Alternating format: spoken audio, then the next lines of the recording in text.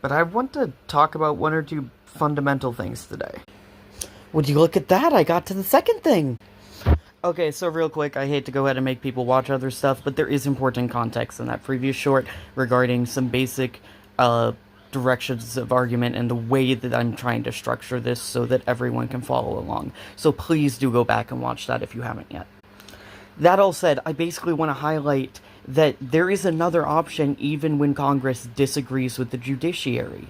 There's an option for recourse when the judiciary strikes down a law if Congress agrees that the law is so important it needs to be enshrined. They're called constitutional amendments. We've done it before. In fact, we've had to do it fairly regularly, because times change and our founding fathers knew that. And I want to highlight a specific one for this. That one being Prohibition, because I think we can all remember Prohibition as being a time that was kind of ridiculous, right? Like, we had these incredibly restrictive policies being pushed by a government who also didn't want to fund any of them. And notably, that's because you can't do both.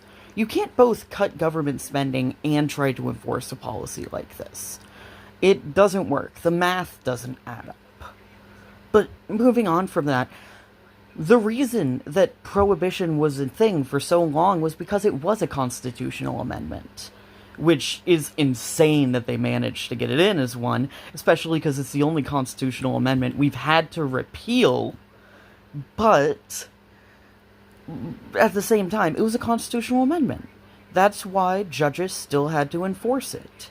If you genuinely don't believe the judiciary is doing their job, you don't fix that by removing judges from office. You do it by changing their rule book. And so, my point is, no matter which side of the aisle you're on, the solution is still vote. Things will change, but our system is built to do it slowly. And it's built to do that because it doesn't want to let us make rash decisions, like we did in the case of Prohibition, which can cause drastic long-term damage, especially because, arguably, Prohibition is what led to the drug crisis we're in. But that's a different discussion and a much more complicated one.